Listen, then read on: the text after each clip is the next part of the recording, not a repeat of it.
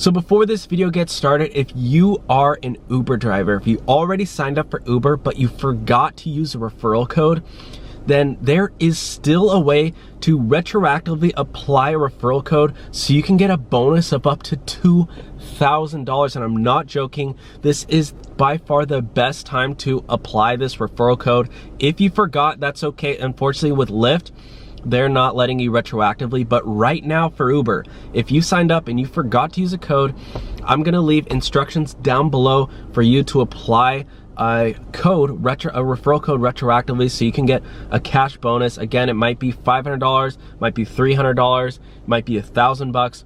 It might only be $100, but still, during this time, it is better now than ever to get that extra money because earnings are down. And if you want to get that bonus, go ahead and use the instructions down below. Again, this applies to only Uber drivers who already signed up and forgot to use a code. So yeah, sorry to everybody else, but it only applies to those people. All right, now let's get on to the video. Hey everybody, how's it going? Welcome back to the Rideshare Hub. My name's Dylan. Thank you so much for coming by. This is a video where I'm basically talking about how the restaurants and bars have officially closed, at least in California, as well as I believe in 6 or 7 states. And if your state has not yet closed all their restaurants, bars, and gyms, they probably will within the next day or two.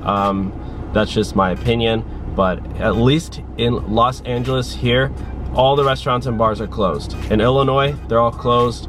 I believe Ohio as well. And what does that mean for Uber and Lyft drivers? Well, it means a lot. It really has huge implications. And in today's video, I'm gonna be talking about that. So again, before I get into the video, if you have not yet used that referral code to sign up to get your referral bonus of up to $2,000, might be whatever, a couple $100. I honestly really do urge you to do that just because right now earnings are very low, and that's just a great way to, you know, get some extra side cash while it's slow. And yeah, but yeah, here we go. If you guys have noticed, I took off my Octopus tablet. I'm basically calling it official that I'm not driving for Uber and Lyft right now. I'm going to get my car detailed. Well, I don't know if the detailer place is even open, but I'm gonna try to disinfect my car, and then yeah, basically, yeah, I'll probably just wipe down my car, maybe try to get it detailed, and then yeah, I'm not gonna be driving Uber and Lyft for the next couple months at least until the coronavirus calms down.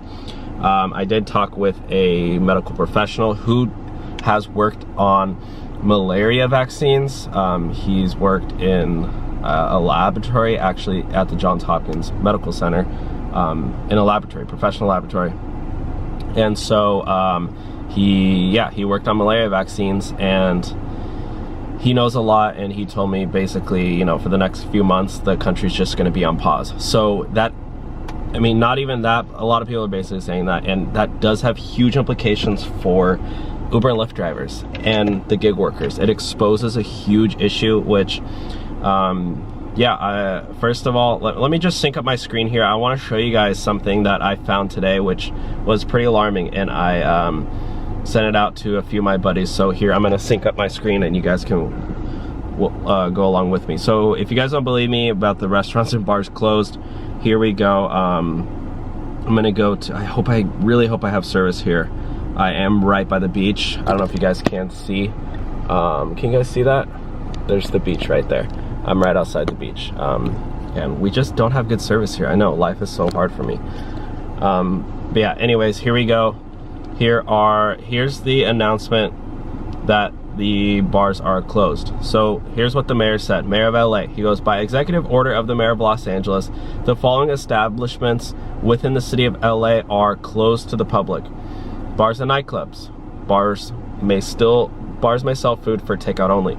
Dine-in restaurants. Restaurants may sell food for takeout only. Entertainment venues. I go, including but not limited to movie theaters, live performance venues, bowling alleys, and arcades. Sorry to anyone who wants to go watch a movie. You're gonna have to watch it at home. No movie theaters. Gyms and fitness studios. So why are these? And then it's effective 12 a.m. March 16th, 2020. So that was already today. This early last night, or whatever, in the middle of the night, last night. Why are these places closed? Well, first of all, bars and nightclubs. A lot of people gather in bars and nightclubs. SBE already closed down a majority of, they basically own a majority of the biggest nightclubs in the country. They already shut down last week. They knew this, that's just a dangerous hazard. What happens at bars and nightclubs is that people come together and they're very, very close together. Everyone's talking, breathing the same breath. And the CDC recommends that people stay at least 6 feet away from each other. What are you gonna do at a bar or nightclub? You're gonna be touching each other. Everyone's touching, sharing drinks, passing drinks, making drinks. I even went to a cafe the other day, and I was just noticing that the girl grabbing all the cups and drinks, she's just grabbing on top of each of them. If she had the virus, she would have just infected 30, 40, 50 people, maybe hundreds of people. What about dine-in restaurants? Restaurants may sell food for takeout only. What does this mean for DoorDash and delivery drivers? You're gonna have a lot of people ordering food. Tons and tons and tons of people. I have my link down below for DoorDash, as well as, what else do I have? Instacart. And you will get a sign-on bonus if you use those links. I highly recommend doing both of those apps, or Postmates, or Uber Eats, or Grubhub. Those are the main ones. I think Caviar as well is pretty big. But doing those apps right now are gonna be huge. If you're hurting for money, there's no excuse why you can't go out and do those if you don't want to do Uber and Lyft. That's just plain and simple. But again, restaurants, people are sharing their same breath. We still don't know a lot about this virus, but we do know that it's passed mostly through respiration, so through breathing and coughing. And in restaurants especially, you have a lot of servers, a lot of people. I mean, think of the kitchen. You got about 30, 40, 50 people in a kitchen, if it might be big, maybe if it's only 5 people, whatever. Everyone's breathing, everyone's touching all the food. Then you got the servers passing along. You got servers setting the tables, touching all the utensils. You guys see what I'm saying. There's a lot of room for error in restaurants. Same thing with movie theaters, bowling alleys, and arcades. I mean, again, there's a lot of touching going on, especially in arcades. Same thing with like Apple stores and stuff. People touching screens. Gyms and fitness studios.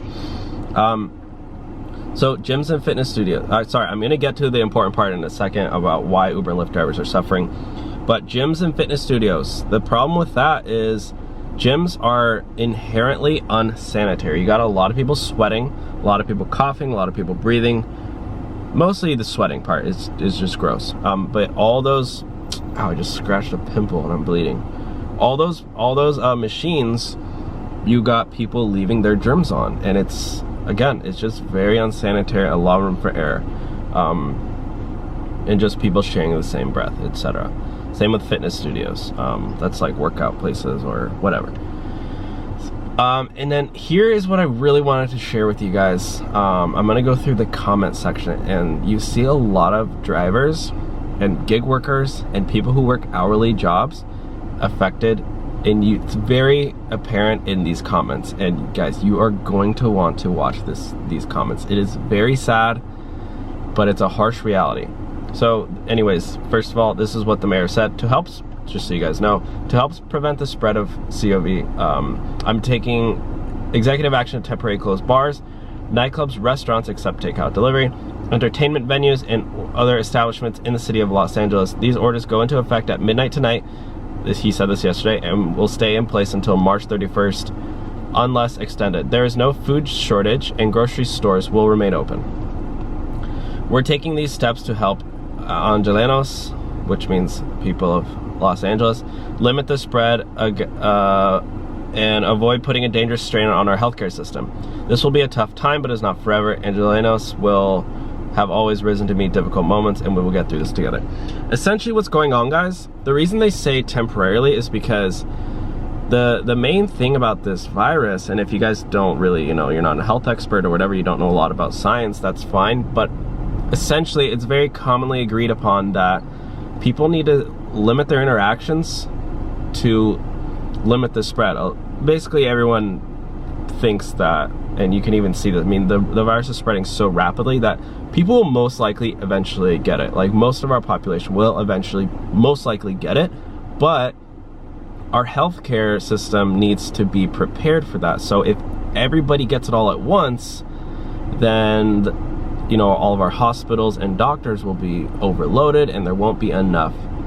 I mean, not everybody needs to go to the hospital who gets it. Most people will generally be fine, but for the people who do get affected, if they need to seek treatment, if they're all rushing right away, there just won't be enough resources. So the thing with this is closing all these things down right now is going to have a huge drastic effect in the long run, because that way it will, you know, at the peak will be less high later on. If everybody goes right now, then, you know, everyone's going to be overwhelmed at the doctors and hospital. But if you kind of slow it down a little bit, it's going to have a huge effect. So let's get into the comment section right here. Oh, whoops, it stopped recording. Here we go. So here we go in the comment section. Look at this. The vegan activist said, "When is the rent freeze?" The next one said, "If all these people will be out of work and won't be making money, landlords should not be able to collect rent. What is the plan with that?" The next person says, "Sorry, I can't just stop working unless I want to go bankrupt. It's pretty convenient for a global corporation to shut down a few locations for 2 weeks. The rest of us still have to pay rent, and I didn't read anything about a grace period from my landlord." The next one, "People losing their income, scary. Even if people order takeout, food servers are out of luck. So many hourly workers are going to be wondering how to get money to get through this. Good luck everyone struggling out there. I bet you there will still be tickets come street cleaning day. Please close all landlords too. What about the homeless? Where will they shower?" Yeah, but look at this one, Scott Morales. He goes, "This is like a very typical person." He goes, "Can the mayor tell us how we pay our bills with these businesses closed? This is all hysteria. More people die of the flu." Okay, well, he's just pretty much wrong, but it's really not hysteria at all. But yeah, look at this. Bill Al-Miri is a good guy. He goes, "Word, just to let you know I'm not paying rent." So there, I mean, there's countless comments like that, guys. And what is the issue here?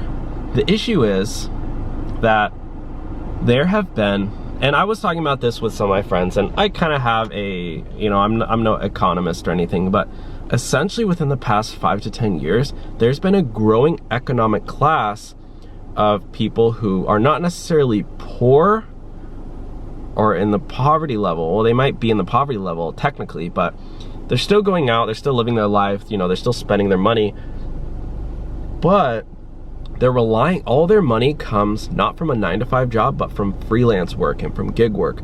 And you see a lot of these people driving for Uber, driving for Lyft, doing food delivery, working at restaurants, doing contract jobs, doing freelance work, photography, editing, makeup, hairstylist. The list goes on and on and on. Basically, what has been going on, and it's a great thing that people are able to do this, they're not working 9-to-5s anymore. They're not working for big companies. They don't receive healthcare benefits. They don't receive, you know, it's basically very unreliable work, but people are learning to get to do it. The problem is a lot of these people aren't saving their money at all, and they work week to week or month to month or whatever it is, and if they miss out on a month of work, they're pretty much screwed. So every single week, I mean, it's basically, the old term was paycheck to paycheck, but the thing with that, it's worse than that, because a lot of people aren't even working paycheck to paycheck. They're working day to day.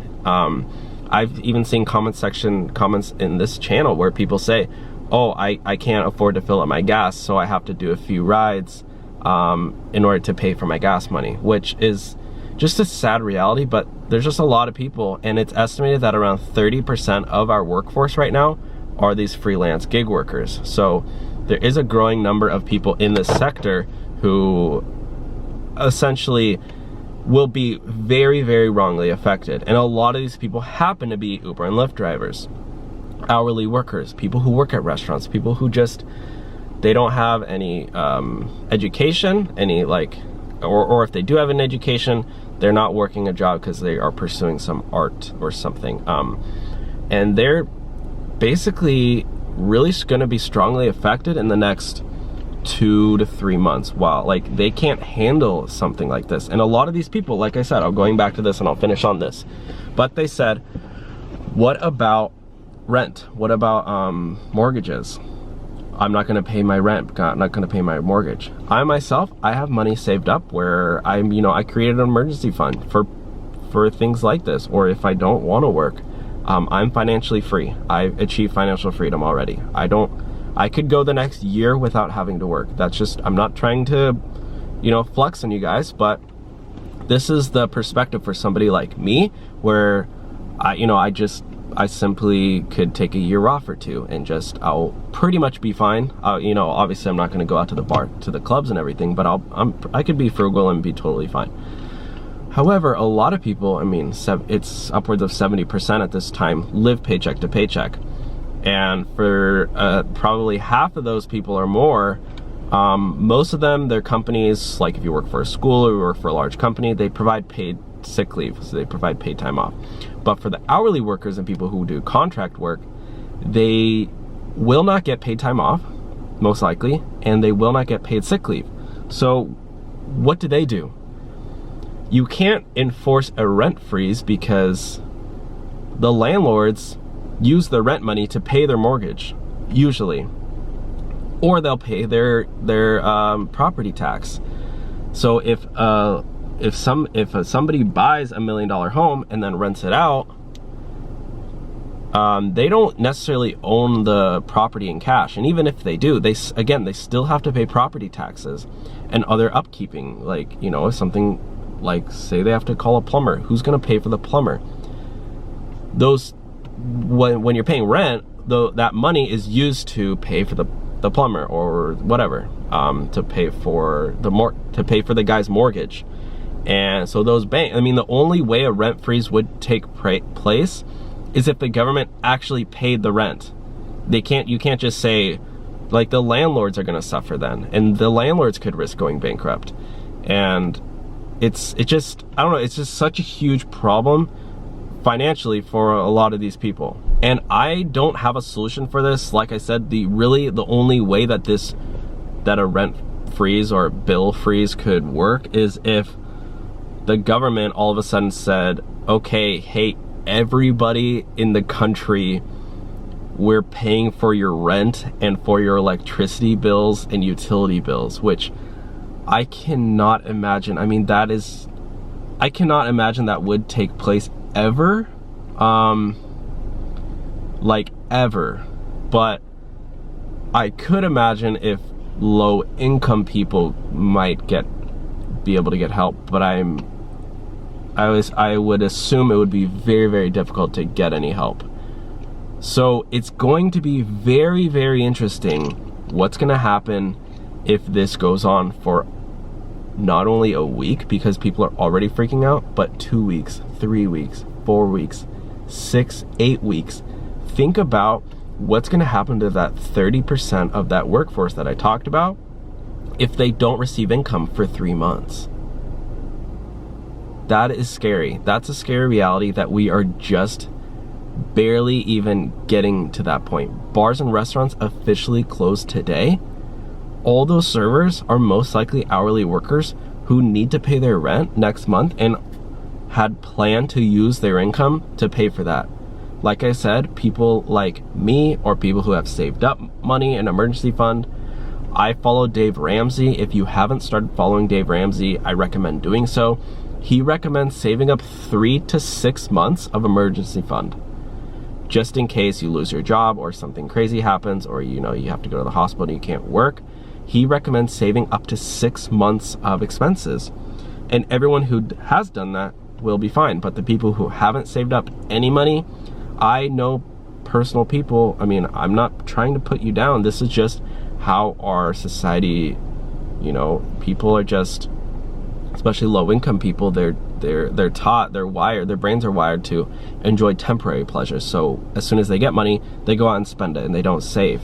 So Again, I don't have a solution for this. I just want to raise this topic of discussion because I think it's very, very interesting, and it's going to be very, very interesting, like I said, in the next 2 to 3 months if this is still like this. So anyways, that's it for today's video, guys. Thank you all for watching. Make sure to subscribe. I will be updating everybody as this goes on, trying to do daily videos throughout this. I am self-quarantining myself in my house. So yeah, I just wanted to hop in my car because I found the audio is way better in here and it's not so loud and echoey. But anyways, I'll talk to y'all soon. Stay safe out there. Bye, guys.